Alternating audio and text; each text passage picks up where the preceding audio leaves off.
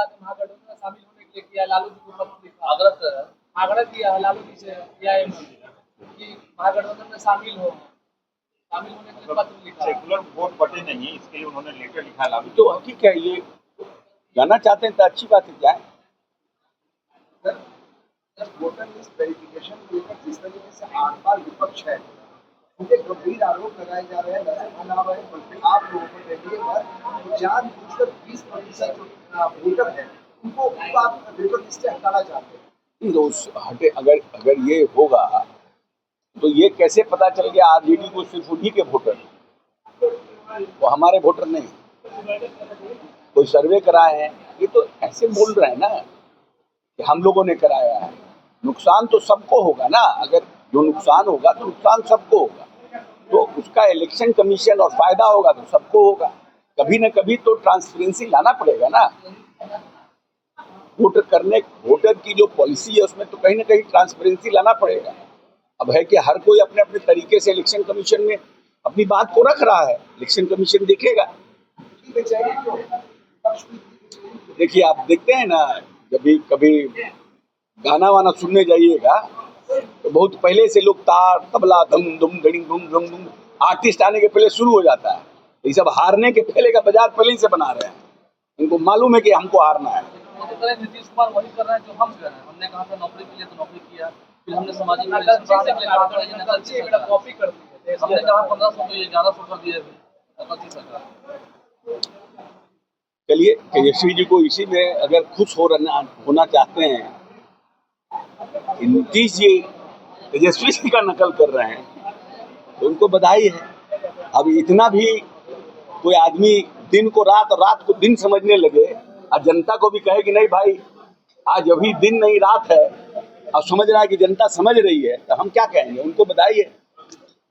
आपके विधायक ने कहा है कि यहाँ इस पर आरजेडी कह रही है, आपके विधायक भगदड़ मचने वाली है, तो आरजेडी को एक मुद्दा मिला है। उन्होंने ये कहा है कि भाई भगदड़ तो पहले समझ लीजिए, तभी तो प्रधानमंत्री जी आपके जो कार्यक्रम किया जा रहा है, इसे लेकर विपक्षी नेता कह रहे हैं कि ये एनडीए की साजिश है, वोटर्स को हटाने का काम किया जा रहा है। देखिए, इलेक्शन कमीशन एक कॉन्स्टिट्यूशनल बॉडी है और इलेक्शन कमीशन किसी राजनीतिक दल से सुझाव लेकर के अपने उनके विचार है कि कैसे हम और इसको पारदर्शी करें।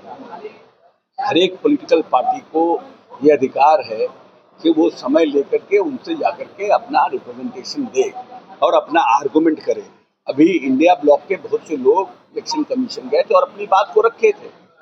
हम समझते हैं कि इलेक्शन कमीशन उन बातों को देखेगा, एड्रेस करेगा, जो समस्याएं हैं उसका कैसे निदान निकाला जाए।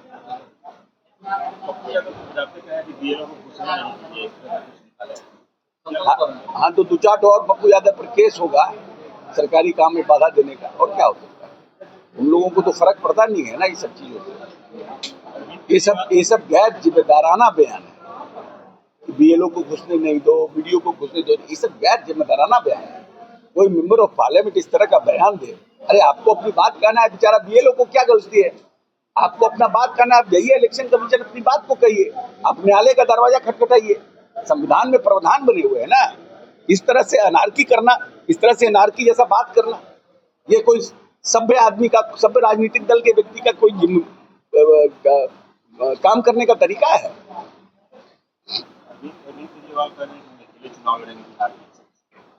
बहुत से लोग हैं, इंडिया गठबंधन में साथ बहुत से लोग हैं इंडिया गठबंधन में साथ थे, लेकिन इंडिया गठबंधन अपने लोगों को साथ रखने में सक्षम ही नहीं हो पा रहा है। धीरे धीरे सब टूट रहा है। कभी इंडिया का आई चला जाएगा, फिर एन चला जाएगा, फिर डी चला जाएगा।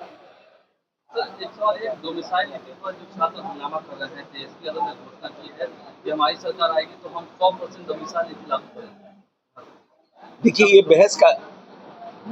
एक बहस का सब्जेक्ट है, क्योंकि अभी बिहार सरकार नौकरियां ज्यादा निकाल रही है, तो लोगों को लगता है कि हमारे यहाँ, हमारे राज्य में निकल रहा है तो हमको डोमिसाइल हमारा लागू होना चाहिए।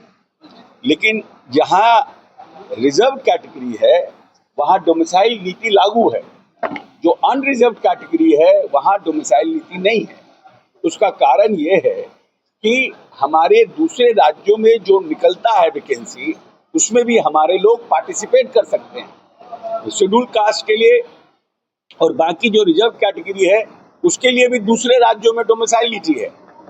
तो हम अगर हमारे बच्चे को सिर्फ बिहार के बाहर मौका बंद हो जाएगा तो ये रेशियो देखना पड़ेगा कि कितना फायदा और कितना नुकसान है। ये सब बहस का मामला है। अब किसी एक साल के लिए 2 साल के लिए अगर हमारे यहाँ बहालियां निकल रही हैं और फिर पूरे राज्य में अगर इसी तरह से बिहार को रोक देगा तो कितने लोगों को मौका नहीं मिलेगा।